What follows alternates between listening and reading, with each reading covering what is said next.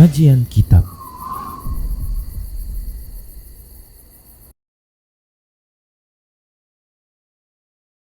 Bismillah.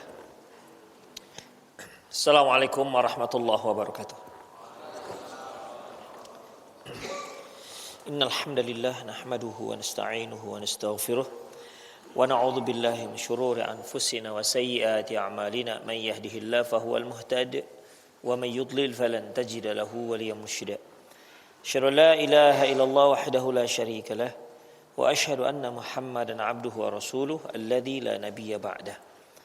Wa qala Allah Subhanahu wa ta'ala ya ayyuhalladzina amanu taqullaha haqqa tuqatih wa la tamutunna illa wa antum muslimun ya ayyuhalladzina amanu taqullaha wa qulu qawlan sadida yuslih lakum a'malakum wa yaghfir lakum dhunubakum wa man yuti'illaha wa rasulahu faqad faza fawzan 'azima ya ayyuhan nasu taqu rabbakum alladzi khalaqakum min nafsin wahidah wa khalaqa minha zawjaha wa batha minhuma rijalan katsiran wa nisaa wattaqullaha alladzi tasaaluna bihi wal arham innallaha kana 'alaikum raqiba amma ba'du nastaqal hadithi kitabullah wa khairal hadi hadi Muhammad sallallahu alaihi wasallam wa syarral umur muhdatsatuha wa kullu muhdatsatin bid'ah wa kullu bid'atin dhalalah wa kullu dhalalatin finnar.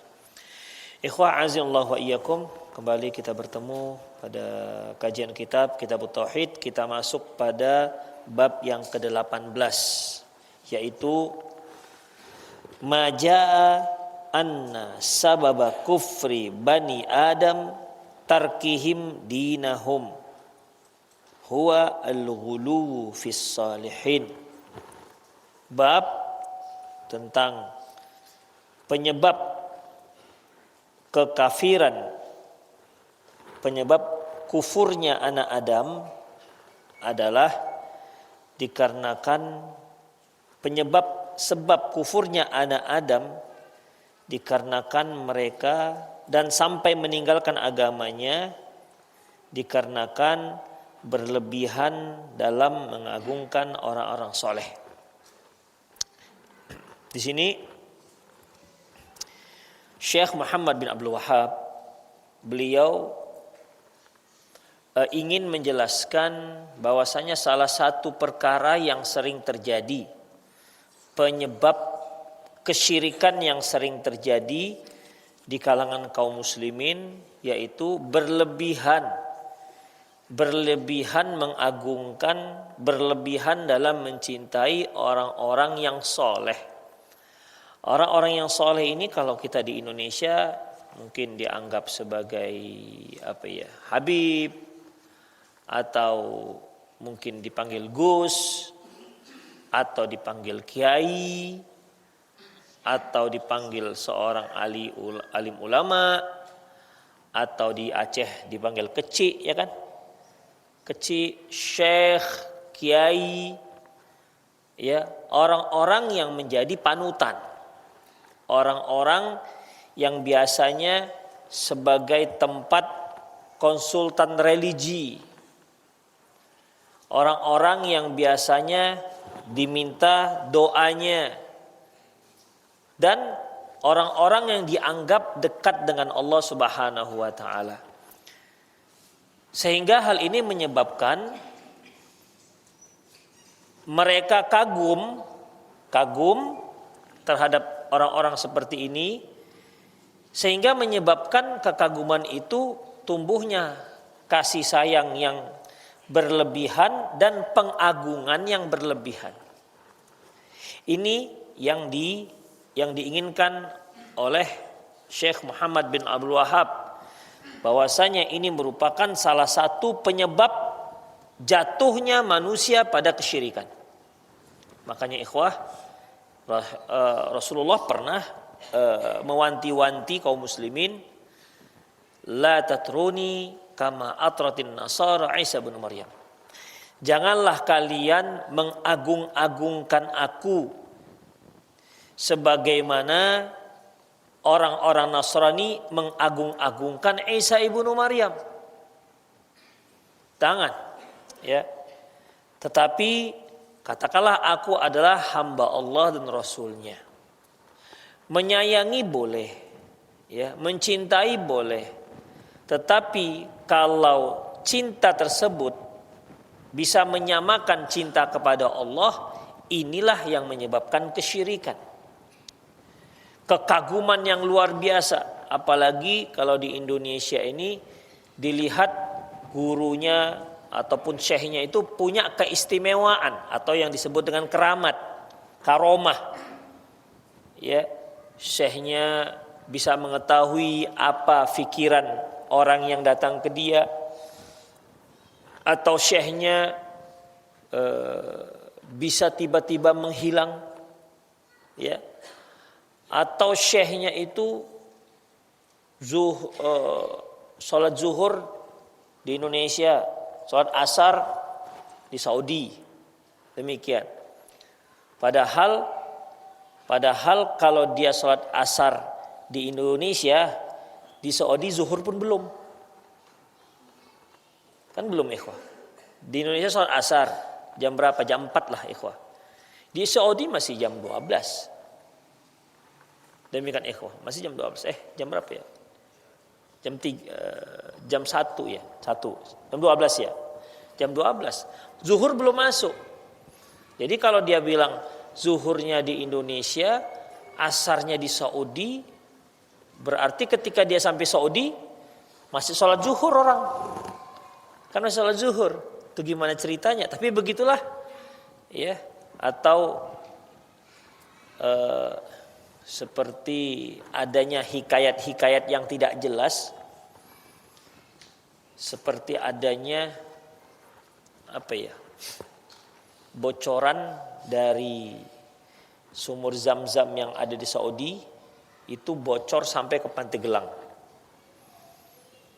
Itu, ikhwah, mungkin antum pernah dengarlah kisahnya. Tapi begitulah, saya sendiri pernah mendengar kisah cerita dari salah seorang yang di sana, orang Indonesia. Dia bilang guru-gurunya kami ke Saudi itu naik daun kelor. Antum pernah nengok daun kelor? Itu kan kecil. Tapi begitulah, ya. Dan yang cerita-cerita seperti ini, ikhwah, cerita-cerita seperti ini yang membuat semakin kagum. Karena apa? Satu yang dianggap keramat. Dan banyak hal lain. Ketika ada orang yang mau tobat, kurang harta, nanti diambillah tanah atau pasir. Nih untukmu. Pasir nanti jadi emas misalnya. Demikian. Atau daun pisang dilipat-lipat, nih jadi duit cepet limpul misalnya. Ya. Tapi begitulah, ikhwah, ya. Dan ini saya kira kita kecil tuh sering kita dengar yang seperti ini. Tapi akhirnya membuat orang-orang kagum.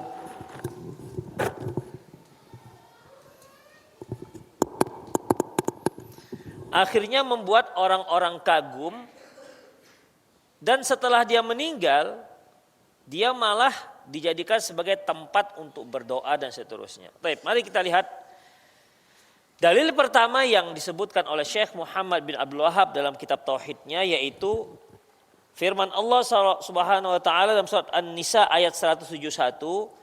Allah berfirman, "Ya ahlal kitab la taghlu fi dinikum wa la taqulu 'ala Allahi illal haq." Wahai orang-orang ahlul kitab, janganlah kalian berlebih-lebihan dalam agama kalian. Wala taqulu 'ala Allahi illal haq. Janganlah kamu mengatakan tentang Allah kecuali yang benar. Di sini Allah menyebutkan wahai orang-orang ahlul kitab. Ikhwah, perlu antum ketahui bahwasanya orang kafir itu terbagi dua. Pertama disebut dengan ahlul kitab, yang kedua disebut dengan orang musyrik. Ini disebutkan Allah Subhanahu wa taala dalam surah Al-Bayyinah. Lam yakunil ladzina kafaru min ahlil kitabi wal musyrikina munfakkina hatta ta'tiyahumul bayyinah. Tidaklah orang-orang kafir dari ahlul kitab dan orang-orang musyrik, mereka meninggalkan agama mereka sampai datang kepada mereka keterangan yang jelas. Di sini Allah menyebutkan kafir ahlul kitab dan kafir musyrik. Dan di dalam Islam dua kelompok kafir ini memiliki hukum yang berbeda. Karena yang ahlul kitab ini dia tuh lebih dekat dengan Islam daripada orang musyrik. Musyrik ini sama sekali dia memang agama yang mereka buat-buat. Beda halnya dengan agama ahlul kitab, Yahudi dan Nasrani. Mereka inilah adalah agama yang memang dari Allah Subhanahu wa taala. Mereka ada kitab yang diturunkan oleh Allah Subhanahu wa taala. Seperti Nabi Musa yang pengikutnya disebut dengan Yahudi. Kemudian ada kitabnya kitab Taurat. Nabi Isa pengikutnya disebut dengan Nasrani dan dia ada kitab namanya kitab Injil yang memang Allah yang turunkan. Nabi Musa dan Nabi Isa memang Allah yang mengutus. Tapi permasalahannya memang kedua agama ini itu berubah. Ya. Seiring dengan berjalannya waktu, agama ini dirubah oleh pendeta-pendeta mereka. Makanya kan kita dengar adanya perjanjian lama, perjanjian baru. Taurat juga begitu. Diganti-ganti, dirubah-rubah. Hanya Al-Quranlah satu-satunya kitab suci yang Allah turunkan yang belum berubah. Tidak akan berubah. Karena Allah katakan wa inna lahu lahafidhun. Kami tetap akan menjaga keautentikan Al-Quran. Makanya banyak para penghafal Al-Quran. Kalau ada orang yang berani merubah satu baris yang tadinya A menjadi I, itu langsung ketahuan. Karena banyaknya para penghafal Al-Quran. Yang hilang itu ikhwah nanti pengamalannya, pemahamannya.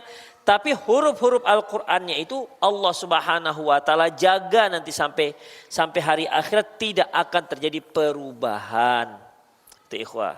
Ya, tidak akan terjadi perubahan. Beda halnya dengan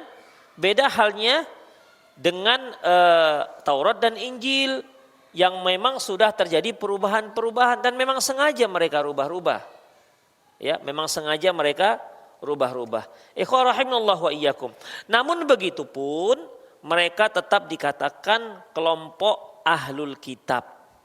Ya, kelompok ahlul kitab. Loh, kenapa dikatakan ahlul kitab? Bukankah mereka itu telah berbuat syirik?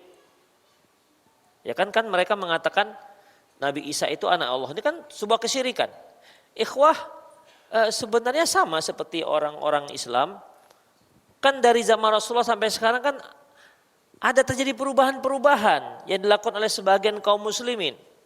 Hanya memang ada orang-orang, ada kelompok-kelompok yang kata Rasulullah SAW mengatakan la tazalu ta'ifatum min hadhil ummah zahirina 'anil haqq, bahwasanya akan senantiasa ada satu kelompok dari umatku yang memang menegakkan, mempertahankan kebenaran, zahirin al-haq, la yadurruhum man khazalahum. Mereka ini disepelekan orang, dihina orang, enggak ada bergeming.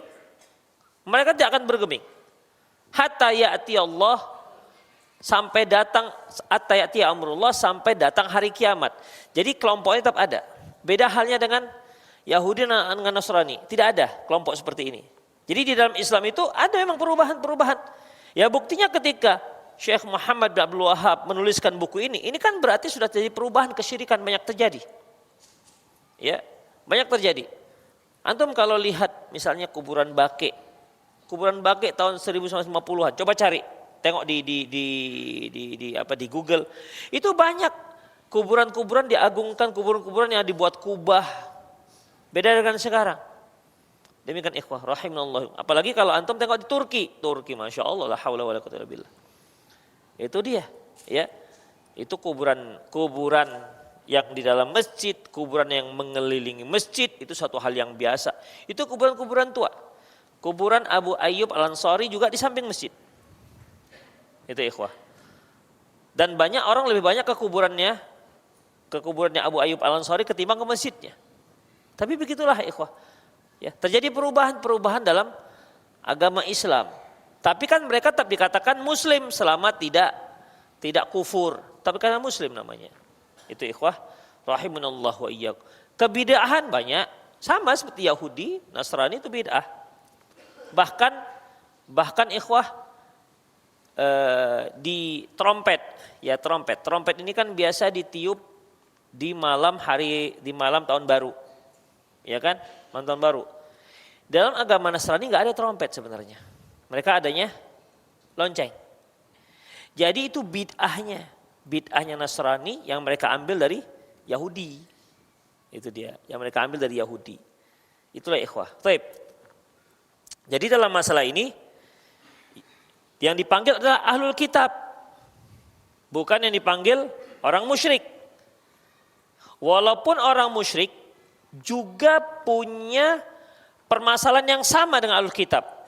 Di mana mereka menyembah berhala gara-gara apa ikhwah?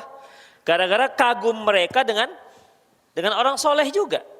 Mungkin antum masih ingat ketika kita membahas tentang Lata. Lata itu kan orang baik.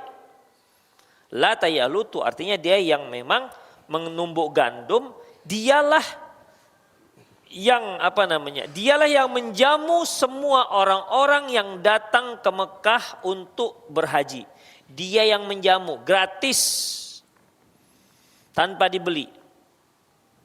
Jadi sangat terkenal dengan kenermawanannya. Lama-kelamaan dia meninggal, kemudian dibuatkan patung. Patungnya itu dinamakan Lata.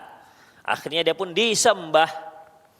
Awalnya memang dibuat bukan untuk disembah, hanya untuk membuat kenang-kenangan. Kenangan jasa-jasa si Lata ini. Ya, tapi mereka kan tergolong pada orang musyrik. Ya. Kenapa ikhwah rahimanallahu wa iyyakum? Ya dia sangat jauh dengan yang namanya ahlul kitab.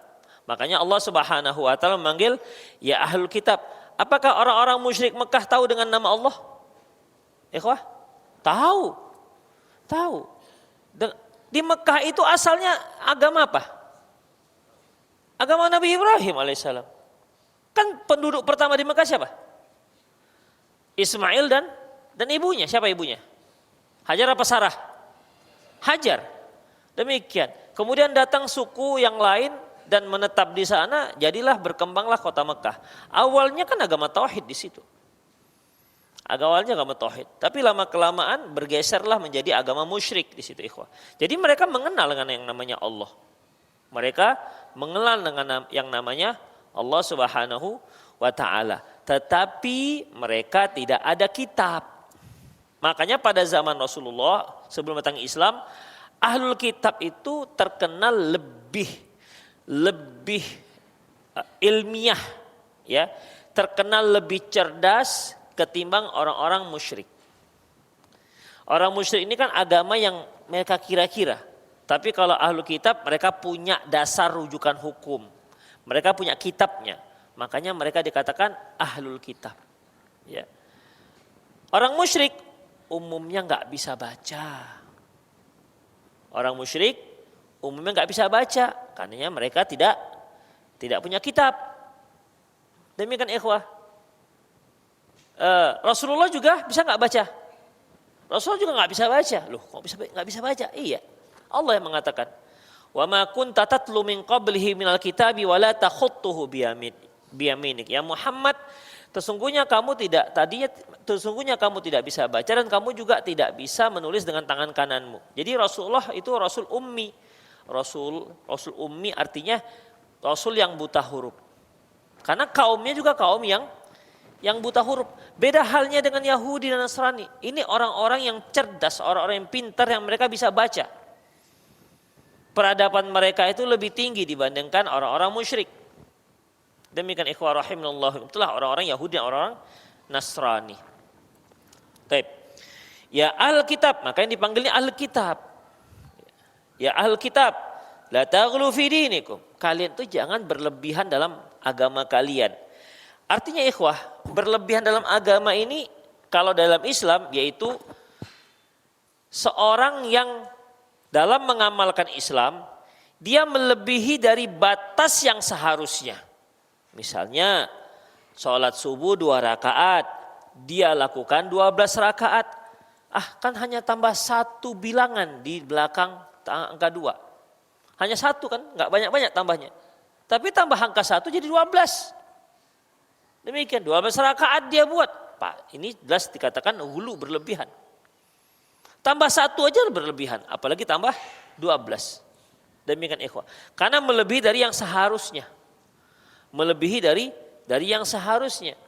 Demikian ikhwah. Jadi apa saja yang melebihi dari seharusnya, maka dia dikatakan hulu. Dalam bahasa kerennya itu apa ya?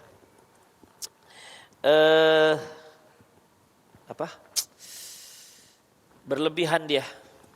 Militan ya, bukan militan. Ekstrim. Ya. Ekstrim. Ekstrim itu melebihi dari yang seharusnya. Itu dia, melebihi seharusnya. Makanya ada militansi ekstrim misalnya. Artinya orang-orang yang mengagungkan sang guru tapi melebihi dari seharusnya. Melebihi dari seharusnya. Kan bisa kita lihat bagaimana di antara kaum muslimin ada yang dengan gurunya itu Masya Allah hormat, sayang tapi berlebihan. Berlebihan, sujud, dicium kakinya, begitu. Ya. Ada lagi saya lihat di YouTube itu tampar pakai sandal. Tak, begitu. Ya.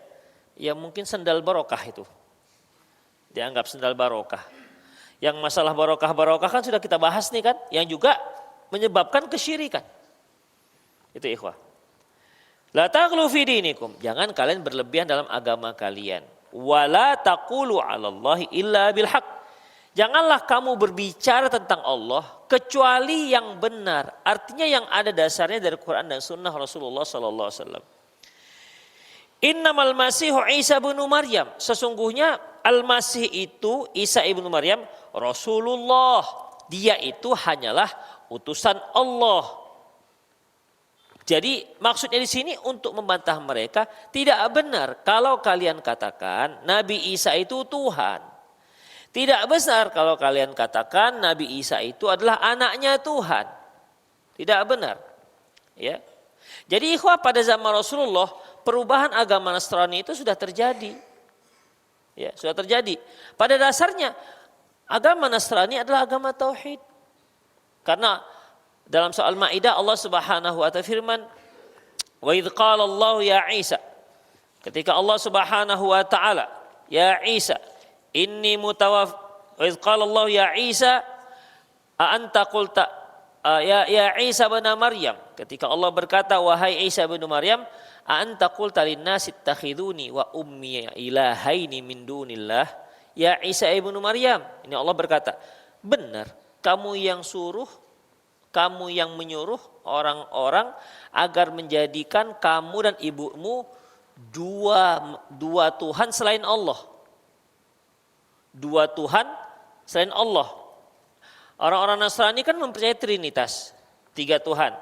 Pertama Tuhan Allah. Kalau orang Arab mengatakan Allah. Kalau orang di sini di Indonesia mengatakan Allah. Itu dia. Ya, antara Allah dengan Allah. Orang Padang juga kata Allah. Allah. Allah makan, Allah. Demikian. Ya. Jadi itu satu. Kemudian Tuhan Ibu. Siapa berarti ini? Maryam alaihissalam. Kemudian ada anak.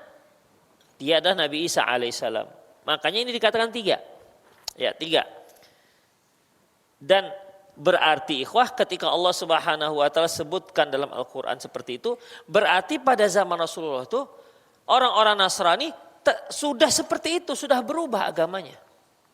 Ya. Sudah berubah agamanya, tidak sama seperti agama yang tidak sama seperti agama yang dibawa oleh Nabi Isa alaihissalam sebelumnya. Ya. Kemudian apa jawab Nabi Isa? Kata Nabi Isa alaihissalam, qala subhanaka ma yakunu li an aqula ma laysa li bihaq. Kata Nabi Isa, subhanallah, maha suci engkau. Aku tidak mengatakan, tidaklah mungkin aku mengatakan kecuali yang benar. Artinya apa yang diperintahkan oleh Allah Subhanahu wa taala. Nabi Isa dalam masalah ini mengingkari, dia tidak pernah menyuruh orang-orang untuk menyembah dia dan menyembah ibunya Maryam. Baik. Innamal Masih Isa bin Maryam. Sesungguhnya Al-Masih Isa bin Maryam Rasulullah, dia adalah utusan Allah. Wa kalimatuhu alqaha ila Maryam wa ruhum min. Dan sesungguhnya itu adalah kalimat-kalimat yang disampaikan kepada Maryam dan tiupan ruh darinya. Artinya kalimat ini ikhwah yang disampaikan kepada Maryam itu kalimat kun fayakun. Allah Subhanahu wa taala jadikan Nabi Isa dalam perutnya Maryam. Padahal tidak ada seorang pun yang menyentuhnya. Oleh karena itu ketika Maryam alaihissalam berada di mihrabnya, maka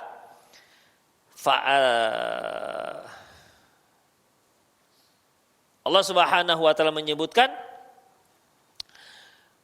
bahwasanya, gimana bunyinya ayatnya dalam surat Maryam? Ada yang ingat? Wadhkur fil kitabi Maryam itu.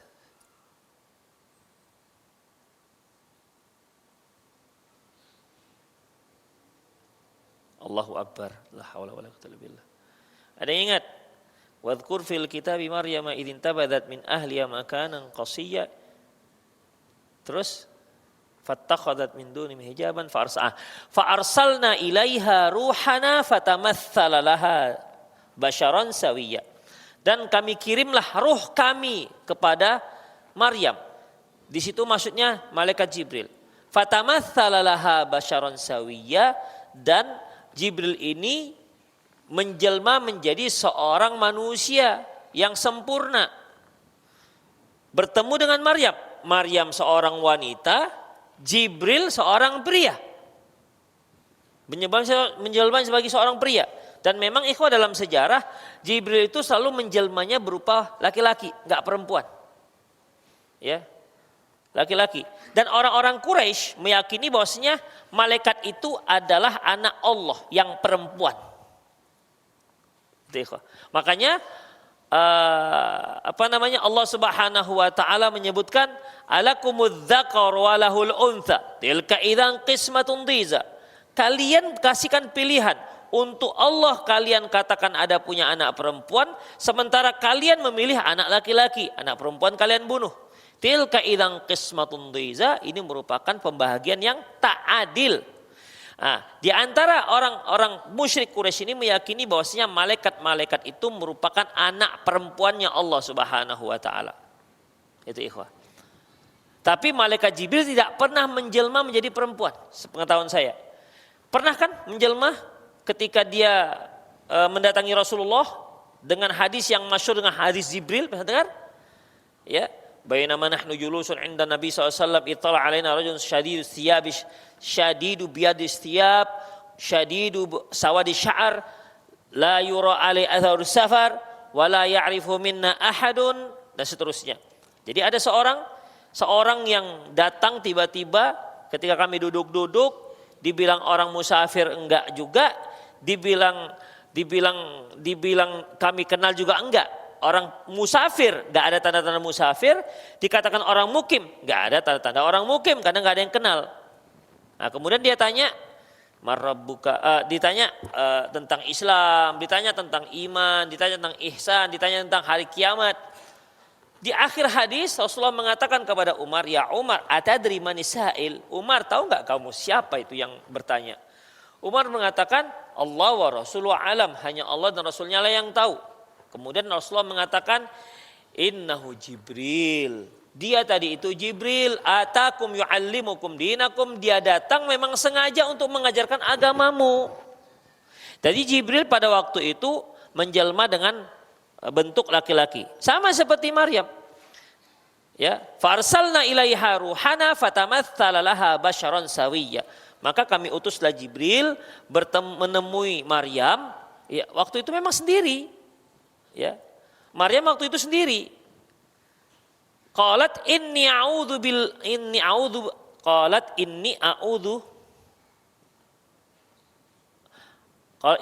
billahi minka ya.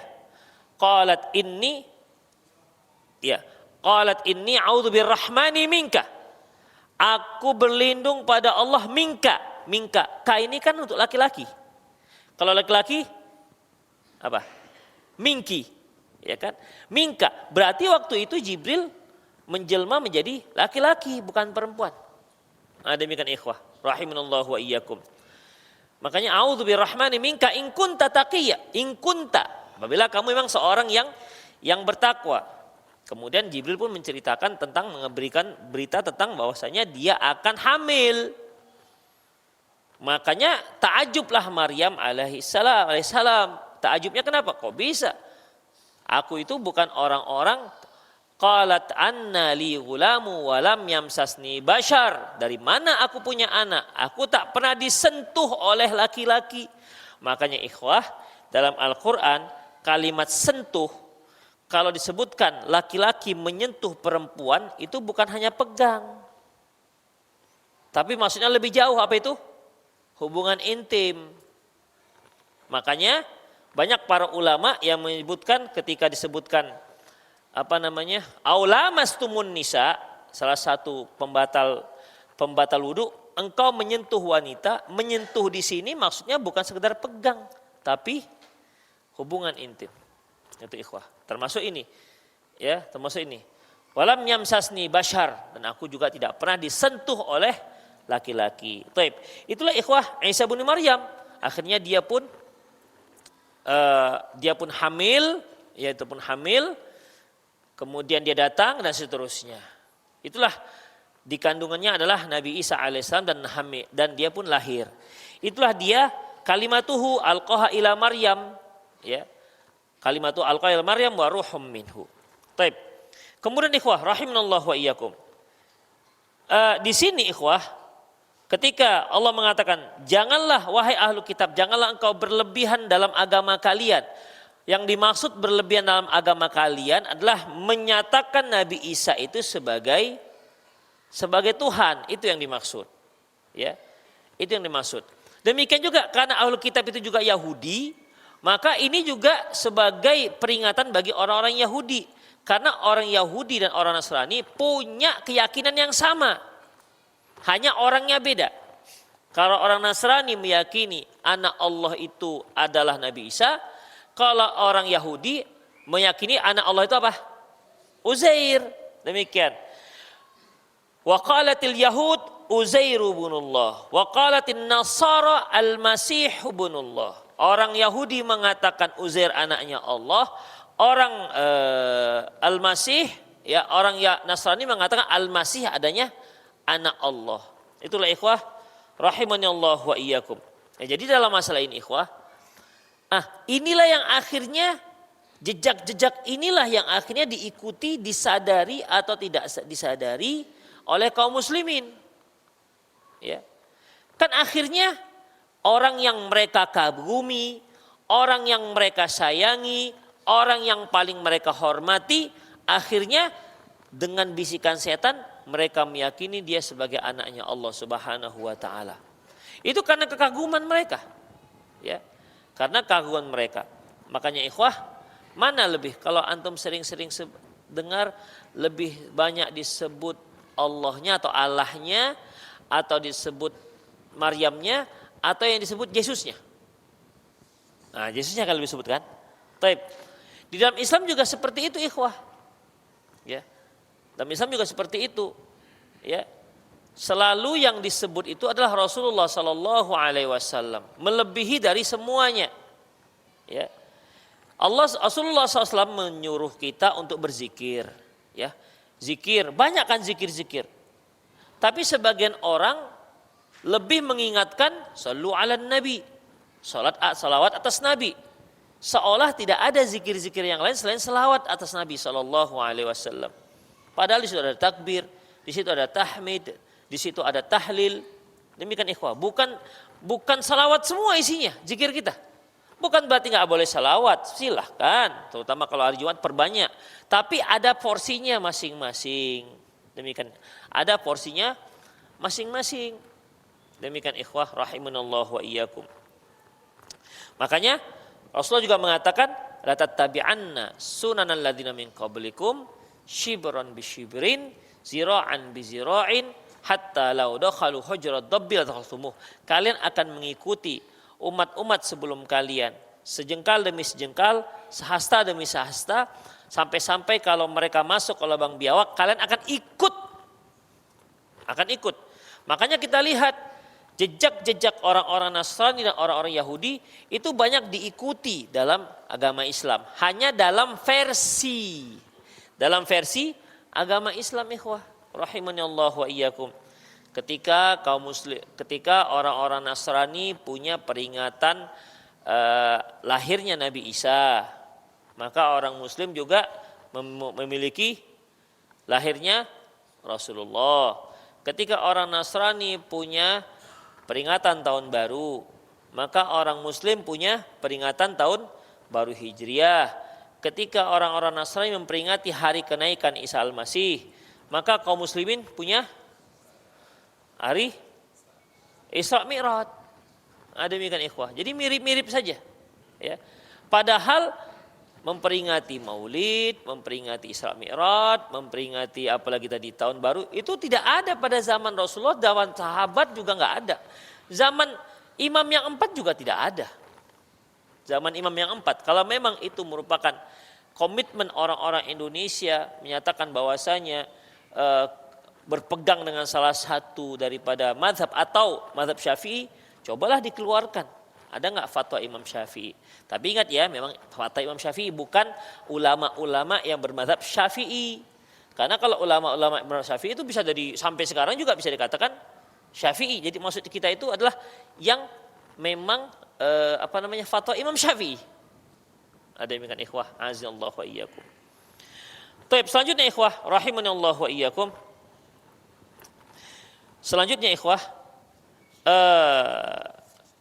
ayat tadi itu ikhwah yang kita baca, ya ahlul kitab la taghlu fi dinikum wa la taqulu 'ala Allahi illal haq. Wahai ahlul kitab, janganlah kamu berlebihan dalam agama kalian dan janganlah kalian mengatakan kecuali yang benar. Ma innamal masih Isa bin Maryam, sesungguhnya Al-Masih Isa bin Maryam itu adalah Rasulullah. Beliau ada utusan Allah, wa kalimatuhu alqaha ila Maryam wa ruhum min, dan kalimat-kalimatnya yang disampaikannya kepada Maryam dan dengan tiupan roh darinya. Wa aminu billahi wa rasulih, berimanlah kamu kepada Allah dan Rasulnya. Wa la taqulu thalathah, jangan kalian katakan, ini ditujukan kepada orang Nasrani, jangan kalian katakan 3. Maksudnya jangan kalian katakan Tuhan itu 3. Jadi Trinitas itu sudah dikenal pada zaman Rasulullah Sallallahu Alaihi Wasallam. Orang-orang Nasrani punya keyakinan Trinitas itu sudah dikenal pada zaman Rasulullah SAW. Sampai disebutkan dalam Al-Quran. Wala taqulu salasa, berarti kan memang sudah ada, bukan belakangan. Karena sebagian orang ikhwan mengatakan bahwasanya itu Alkitab itu orang-orang Nasrani dan Yahudi yang dahulu, kata mereka. Sebelum adanya perubahan, sebelum ada perubahan kitab suci, kita katakan itu keliru. Ya. Bahkan Al-Quran ini turun, itu sudah terjadi perubahan pada Taurat dan Injil. Demikian. Buktinya disebutkan dalam Al-Quran. Wala taqulu thalatha. Jangan kalian katakan Tuhan itu 3. Berarti kan sudah ada perubahan. Tapi demikian pun Allah namakan apa mereka? Tetap ahlul kitab. Demikian ikhwah. Tetap ahlul kitab. Seperti yang pernah kita singgung bahwasanya kalau dia Yahudi dan Nasrani, kalau dia menyembelih hewan dengan baca bismillah, maka halal, silahkan dimakan. Tapi kalau orang selain Yahudi dan Nasrani menyembelih hewan, bismillah katanya tetap nggak boleh. Ya, tidak boleh kita makan.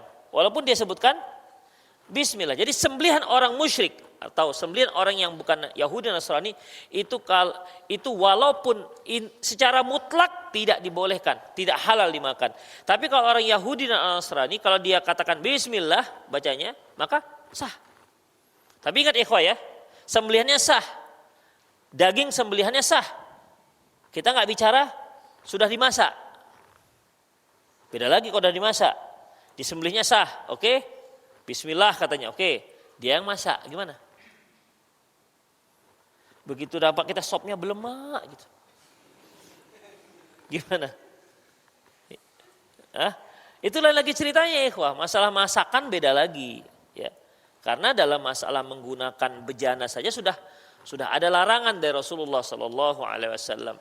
Ada para sahabat ketika mereka melintasi di sebuah kampung, mereka ternyata kampung itu kampung Ahlul Kitab. Mereka bertanya kepada Rasulullah, ya Rasulullah, inna bi ardi qaumin ahli kitab. Kami itu berada di kampungnya ahli kitab. Afana kulu fi aniyatihim. Bolehkah kami makan menggunakan mangkuk-mangkuk mereka, bejana-bejana mereka? Kata Rasulullah, enggak boleh. La ta'kulu fiha. Jangan kalian gunakan. Illa alla tajidu ghairuha. Kecuali kalau enggak ada yang lain. Jadi gimana? Kalau enggak ada yang lain, faghsiluha summa kulu fiha. Kalian cuci bersih-bersih, kemudian silahkan kalian gunakan. Jadi itu alternatif terakhir. Jadi kalau tidak ada mangkuk-mangkuk yang kalian pakai, tidak ada, yang ada hanya mangkuk mereka, silahkan pakai. Tapi ingat, dicuci bersih-bersih terlebih dahulu. Dan ingat, Rasulullah tidak ada menyuruh untuk disamak sampai 7 kali. Sebagaimana ketika anjing meminum air dalam sebuah bejana. Nah disebutkan, kan kalau anjing menjilat bejana, Rasulullah mengatakan, idza walagha qalbu fi ina'i ahadikum falyaghsilhu sab'a marrat ulahunna biturab. Apabila ada anjing menjilat bejana kalian, maka cucilah dia 7 kali, salah satunya dengan tanah. Salah satunya dengan tanah. Itu ikhwah. Jadi dalam masalah mencuci bejana-bejana orang-orang Ahlul Kitab, itu enggak disebutkan harus disamak. Loh, mana tahu dia pernah masak tomok lomok, rica-rica. Gimana? Ya kita katakan ya cuci saja cukup, yang penting bersih. Demikian ikhwah. Karena kan sebahagian ada yang mengkiaskan antara jilatan anjing dengan jilatan babi. Itu ikhwah. Babi punya lidah. Babi punya lidah. Siapa yang pernah mengamati babi? Ada? Enggak ada lidahnya? Ada? Betul, menurut antumnya bisa tebak-tebak antum. Gitu ya. Oke. Ya, mana tahu dia lagi makan, minum di bejana antum minum. Apakah dia harus disamak juga bagikan anjing? Allahu a'lam bishawab ikhwah. Dahulu itu babi ada, tapi Rasulullah hanya menyebutkan anjing. Tapi sepengetahuan saya Imam An-Nawawi mengkiaskan antara jilatan anjing dengan jilatan babi. Dan memang kan anjing itu menjilat. Ya. Anjing itu dia menjilat. Tapi babi dia enggak jilat, nyerodok mungkin ya. Itu ikhwah. Jadi Allahu a'lam bishawab. Tapi namun intinya bejana-bejananya itu tidak harus disamak. Misalnya kalau antum digigit anjing misalnya. Kalau antum digigit anjing, lagi jalan, datang anjing dari rumah, entah kenapa dia entah terbau tulang, kita nggak tahu lah gitu kan. Keluar digigitnya antum, shot. Apa yang antum lakukan terlebih dahulu?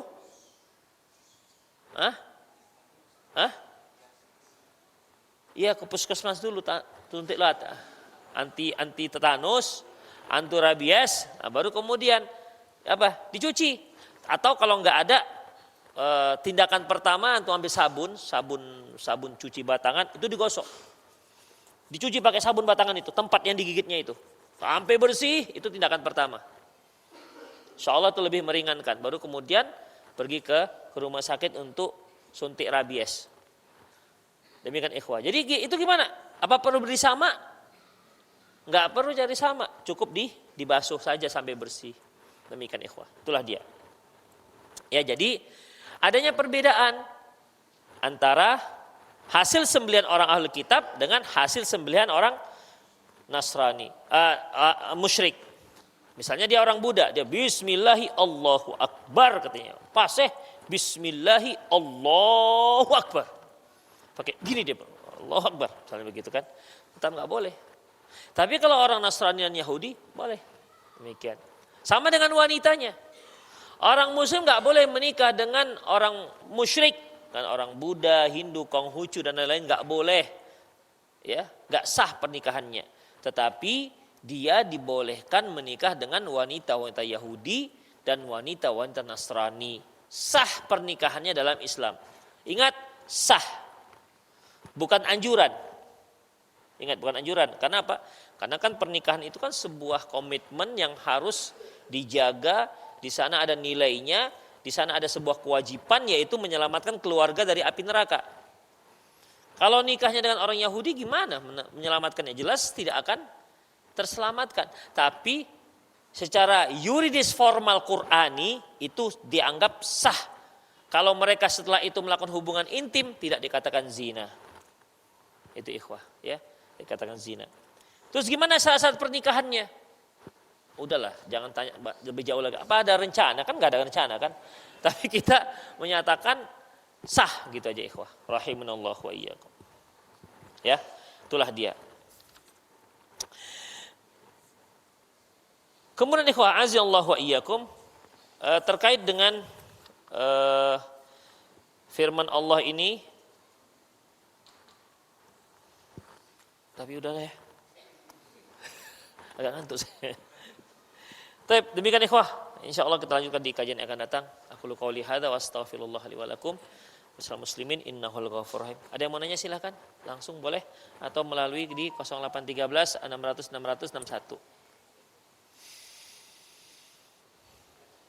Ustadz, apa hukumnya membeli emas dengan cara uang ditransfer lebih dahulu dan mengambil emasnya keesokan hari? Uang transfer terlebih dahulu, emasnya besok. Allahu a'lam bishawab ikhwah. Kalau beli emas ini, dia harus ya dan biadin, artinya harus kontan dan harus diambil pada waktu itu. Demikian. Tidak antum beli emasnya belakangan atau emas belakangan nanti bayar di emas ambil di luar kemudian bayar belakangan. Sepengetahuan saya itu terkait dengan masalah emas. Dia memang lebih ketat lagi. Allahu a'lam bishawab, apalagi dalam kondisi sekarang ini emas itu bisa naik bisa turun. Artinya ketika kita bayar, oke, mungkin ada ya jual emas online ya. Ada jual emas online. Oke, emas online kita beli sekarang, ternyata besok emas yang hari ini emas 15.000 misalnya, 15.000. Misalnya 960.000 rupiah misalnya. Kita transfer duitnya. Besok emasnya saya ambil lah, iya. Ternyata besok turun anjlok emas menjadi 800. Gimana jadinya? 800.000. Memang kan harga emas kan begitu. Nggak dinamis dia. Kadang naik, kadang turun. Siapa yang rugi seandainya turun harga emas? Pembeli. Taib, dibeli sekarang, besok diambil. Ternyata besok naik harga emas, misalnya menjadi 1 juta. Kan sempat emas sampai 1.200.000. Terus siapa yang rugi? Nah, penjual. Ya, jadi Allahu a'lam bishawab dalam masalah ini. Allahu a'lam nggak boleh. Ya, jadi ya dan biadin, artinya dia ambil dan kontan pada waktu itu dan langsung dia al-qabdu di penteras terima. Tidak ada yang tertunda, ya. Tidak ada yang tertunda. Adapun barang-barang yang lain boleh, ikhwah. Seperti kalau antum mau beli ikan, udah transfer sekarang, besok duitnya boleh. Besok ikannya, ya, besok ikannya boleh. Kalau mahar boleh nggak transfer sekarang, besok nikahnya?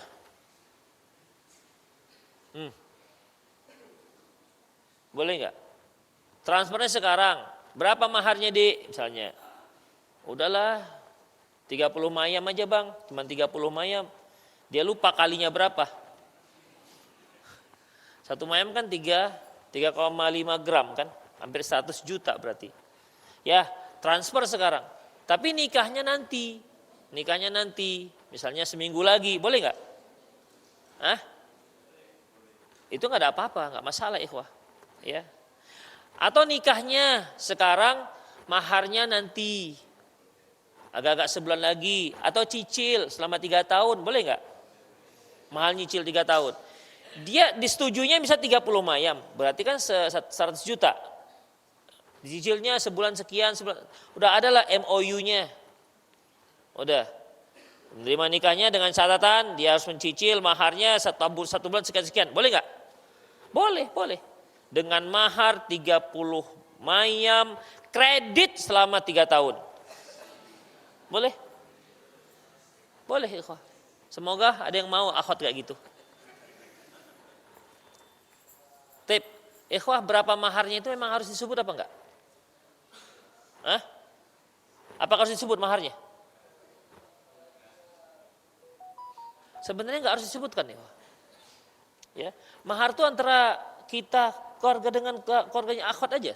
Enggak disebut tuh enggak apa-apa. Kalau kita di sini Masya Allah disebutkan maharnya, yang maharnya bukan yang maharnya, kata tuan Kadi bahasanya dengan mahar. Nggak boleh yang maharnya, dengan mahar. Terpaksa ngulang lagi. Gitu. 3 kali dimandikan laki-lakinya. Gara-gara harus teksnya tepat. Itu ikhwan. Ya sebenarnya tidak disebutkan. Makanya kalau orang-orang Arab itu juga kalau dia mahar, bimahrin madhkur, gitu aja. Dengan mahar yang disebutkan. Mungkin malu disebutkan atau memang nggak biasa disebutkan. Ya kalau mahar madhkur, maksudnya seperangkat alat sholat. Seperangkat alat sholat itu kan sajadah. Sajadah itu di pajak ikan 35.000. Ya kan? Apalagi telekung. Telekung di Sukarame 1 set itu ya insya Allah yang cepet limpul ada. Cepet limpul tambah 35.000, masih 185.000. Apalagi perangkat alat sholat. Antum lah yang dulu perangkat alat sholat jangan pura-pura lupa. Pura-pura padahal dia dulu seperangkat alat sholat juga nya. Apalagi isi seperangkat alat sholat itu? Quran. Ya Quran yang kecil-kecil itu aja. Atau cari-cari Quran yang kan banyak sekarang Quran gratis kan? Kalau banyak Quran gratis. Udah, dianggap gratis berarti nggak bertambah biaya. Apalagi? Nggak ada yang lain. Tasbih. Tasbih jangan masukkan ikhwah. Kain sarung. Oke, kain sarung. Kain sarung apa ini? Banyak model-modelnya, ada yang murah, ada yang mahal. Ya insya Allah 300.000 pas. Ya kan? Bimahrin madhkur. Gitu kan? Nggak ketahuan isinya. Boleh kok. Jadi dalam masalah ini, Allahu alam, ya dibolehkan. Ustaz, bolehkah mengawali majelis ilmu dengan baca Al-Fatihah sebagaimana kaum muslimin membolehkan karena kan hadis tentang 2 surat Al-Fatihah soal Ikhwah, sebenarnya memulai majelis dengan membaca Al-Qur'an itu boleh, enggak ada masalah. Dan tidak harus Al-Fatihah. Ya. Kan biasa kan dulu juga kalau buat majelis gitu kan, pengajian biasanya didahului dengan membaca Quran dulu kan, sebelum adanya ceramah untuk acara pertama yaitu pembukaan dengan protokol saya sendiri kan begitu biasanya kan, dengan saya sendiri. Kemudian acara kedua yaitu pembacaan kitab suci Al-Qur'anul Karim dengan fulan dengan sari tilawah fulanah. Itu biasanya gitu. Kalau yang baca laki-laki, yang sari tilawahnya perempuan. Kan gitu kan? Dengan nama Allah yang Maha Pengasih. Nah, itu sih. Kemudian setelah itu baru kajian. Ya, apakah itu dibolehkan? Boleh, nggak ada masalah. Boleh. Tapi ingat, itu bukan berarti disunahkan. Kalau nggak seperti itu berarti kurang mantap. Nggak juga. Boleh aja. Ya. Dan di beberapa daurah kita para asatid juga melakukan itu. Dan saya kira di Saudi juga hampir melakukan itu. Jadi bukan harus Al-Fatihah. Bukan Al-Fatihah. Ya. Baca surat yang apa saja. Terutama yang ada kaitannya lah yang akan pembahasan. Misalnya kita bahas masalah apa? Masalah apa namanya? Serunya pernikahan misalnya begitu kan. Nah, mungkin dibacakan ayat surah Rum, wa min ayatihi dan seterusnya yang cocok dengan itu misalnya. Enggak harus Al-Fatihah. Kalau acaranya misalnya pelajaran ruqyah, apa kira-kira ayat yang dibaca? Ayat kursi mungkin ya. Ayat kursi. Demikian. Dan seterusnya. Itulah ikhwan. Boleh. Jadi tidak harus Al-Fatihah. Ya, tidak harus Al-Fatihah, tidak harus Al-Baqarah, tapi apa saja yang insya Allah dibolehkan. Allahu alam. Ustaz, akhir-akhir ini sedang maraknya perkembangan Syiah Rafidhah di Indonesia. Kok akhir-akhir ini ketinggalan kereta nih kawan ini? Kok akhir-akhir ini? Syiah itu udah dari dulu, ikhwah, dari dulu.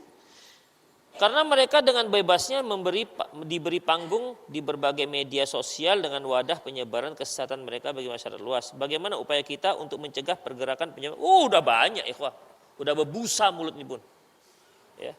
Udah banyak dari mulai sisi media, pengajian, tulisan, sudah banyak. Ya. Ustadz, izin bertanya, bagaimana hukum sholat menggunakan mukena berwarna putih yang sedikit terawang di bagian tangan dan kaki karena memakai pakaian rumah pendek? Ikhwah, yang namanya menutup aurat itu syaratnya, ya. Pertama menutup aurat, yang kedua tidak transparan, yang ketiga yaitu tidak ketat. Ini persyaratan dasar dalam menutup aurat. Dan untuk laki-laki, aurat laki-laki beda dengan aurat ketika dia sholat dengan ketika dia tidak sholat. Untuk laki-laki, auratnya ini pundak harus tertutup. Ya, pundak harus ditutup. Demikian. Tapi kan kalau selain sholat boleh dia nggak pakai tertutup pundaknya. Karena aurat laki-laki antara pusat dan lutut. Demikian ikhwah. Jadi kalau seandainya mukenanya membayang menerawang bagian tangan dan kaki, berarti nampaklah bentuk kakinya betis yang bulat, masya Allah itu kan. Nampak terawang, Allahu Akbar, nampak ketiaknya itu, begitu, nampak nerawang. Berarti nggak boleh, berarti kan tidak memenuhi tutup aurat. Sama dengan bapak-bapak juga begitu. Kita sayangnya bapak-bapak ini untuk istrinya ketat, untuk dia tidak.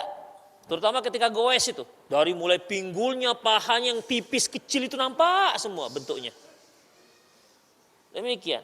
Ya kan dia pakai legging kan rata-rata, pakai legging. Itu ikhwah. Ada lagi sudah pakai legging, ada tambal lagi tuh pelapis di bagian pinggul. Ada pelapisnya. Mungkin supaya nggak lecet kali ya. Nah, itu nggak dibolehkan ikhwah. Ya, nggak dibolehkan. Karena dia membentuk. Sama, perempuan dan laki-laki sama. Jadi dia harus bagaimana? Jadi kita Ustaz harus pakai kain sarung. Yang nyuruh antum pakai kain sarung goes itu siapa? Kan nggak ada aku bilang tadi gitu kan? Ya. Pakailah yang lebar gitu, bukan harus pakai kain sarung. Pakai jubah Ustaz, aku pakai jubah. Enggak harus pakai jubah. Apa yang goes pakai jubah? Ya, pakailah kain sarung. Stop. Kok jadi Pakailah yang lebar. Pakailah yang lebar, jangan yang sempit. Tertutup antara pusat dan lutut. Nah, begitu ikhwah. Jangan juga nerawang. Sering nggak antum lihat bapak-bapak goes pahanya ketat? Sering, itu ikhwah. Ada yang semi, dia pakai legging sampai betis kan ketat tuh. Terus pakai celana boxer, ya kan? Tapi celana boxernya 2/3 paha, ya sekitar setengah jengkal di atas lutut masih nampak. Ini sama ikhwah, nggak dibolehkan. Demikian. Saya lihat yang udah ngaji juga begitu. Rasanya macam takjub, mau saya jewer aja itu. Jenggot segini. Demikian ikhwah. Jadi itulah dia. Jadi bagi antum-antum yang suka berenang, yang suka goes, memang mereka nggak pakai segitiga gitu berenangnya enggak, ya. Tetap ditutup, tapi itu dia seringnya tidak memenuhi syarat. Demikian. Mama juga, ya, mama juga ketika dia berenang bersama akhwat-akhwat yang lain, ya, itu nggak boleh membentuk. Ustadz kami berenangnya pakai cadar. Ada itu berenang pakai cadar dia. Ya, jadi gimana? Ketika dia bangkit dari air gimana bentuknya? Begitu. Ya, kecuali dia pakai dari pusat sampai lutut itu pakai ember deh. Jadi begitu nggak membentuk. Misalnya begitu, nggak membentuk, misalnya begitu. Ya nggak ada masalah. Karena memang aurat antara wanita dengan wanita kan antara pusat dan lutut. Nah, dari areal itu dia pakai kan ember begitu. Jadi dia tetap tetap nggak membentuk. Kan orang-orang Eropa dahulu kan mereka pakai pakaian besar, panjang. Kenapa dia bisa kembang? Itu kan ada keranjangnya di dalam. Nah, mana tahu akhwat itu pakai keranjang juga dalam itu ketika mau berenang. Jadi itu juga harus diperhatikan. Juga antum kalau berenang rame-rame, ya kan? Di mana kemarin? Iya, itu dia di situ, tempatnya murah, kan tempat murah, meriah. Kemudian ketika berenang, Memang begitu. Ya juga hati-hati.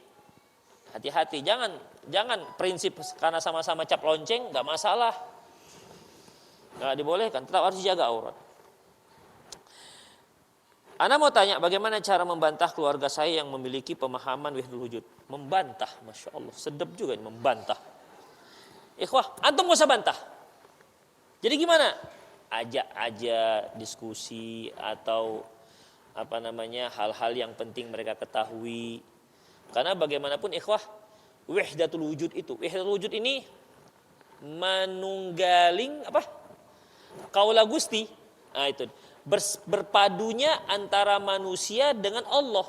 Jadi saking parahnya yang meyakini ini, dia katakan tidaklah aku kecuali Allah dan tidaklah babi-babi dan anjing-anjing itu kecuali Allah. Kan ini betul-betul kurang ajar ikhwah. Ya.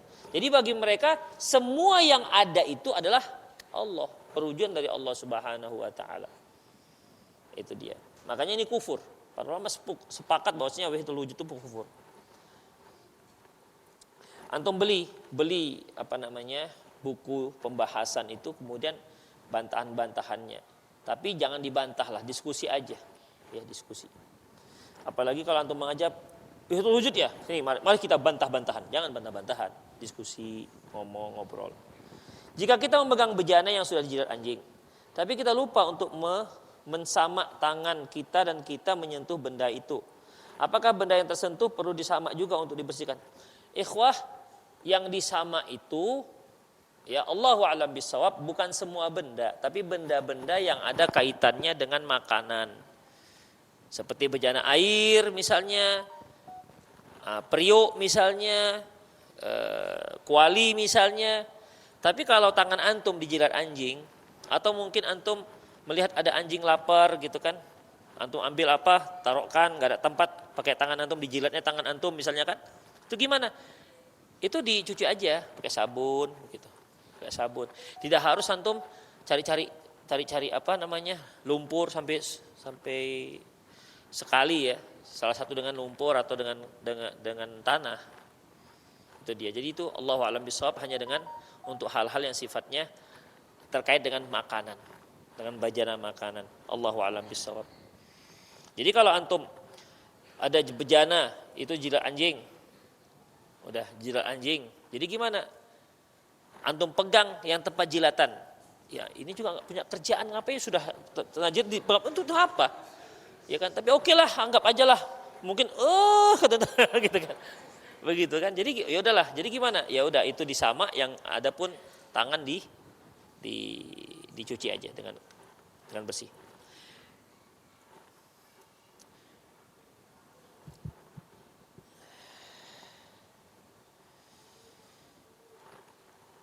Ada yang langsung ikhwah?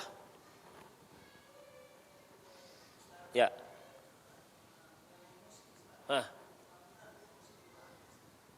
Apakah benar musik Arab? Of course.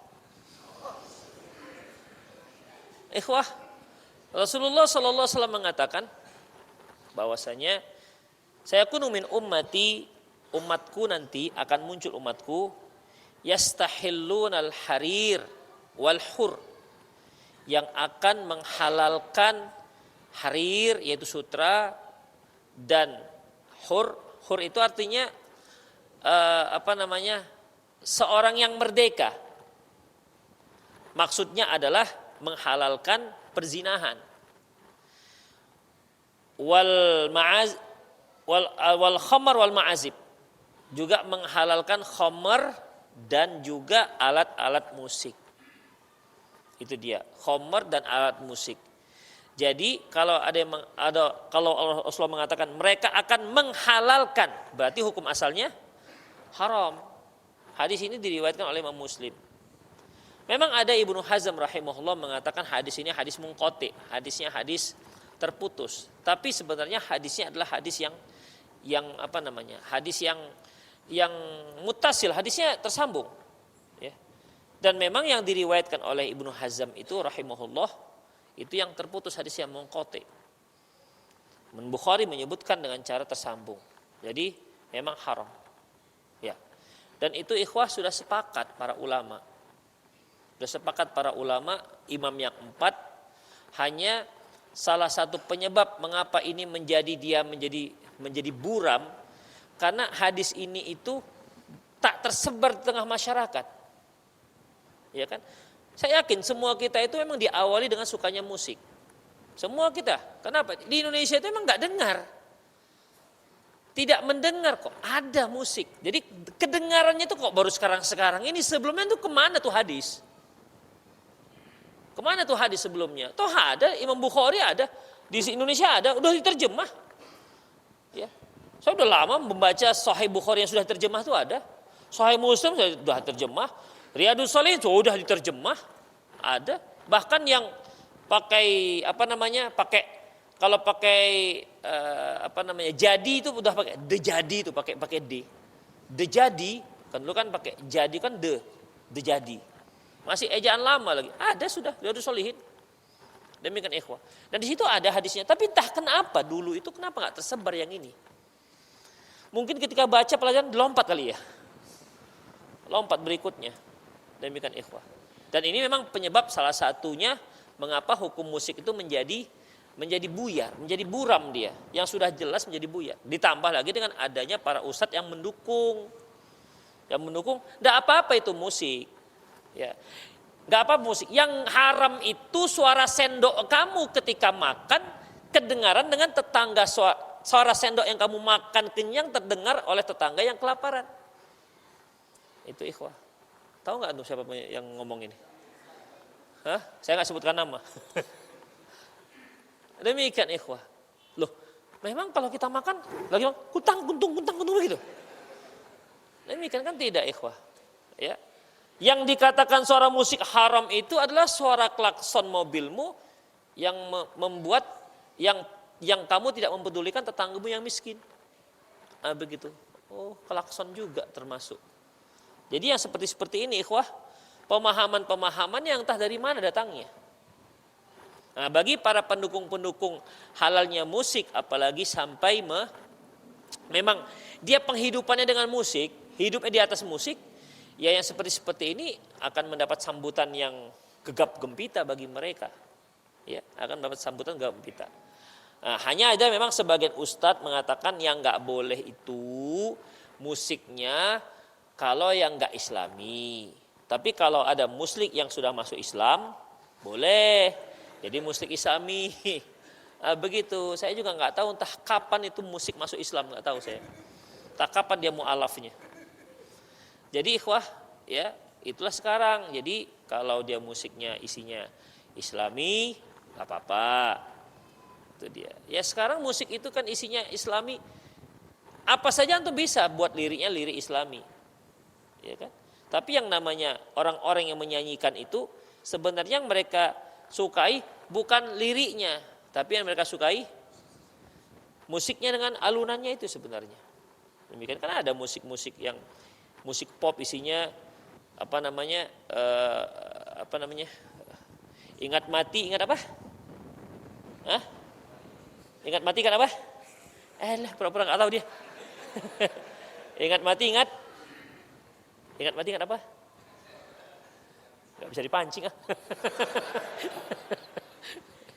Demikian, ingat mati, ingat apa lagi lah begitu. Demikian ikhwah. Ya, ingat di situ ada sholat, ingat sholat begitu juga kan ikhwah.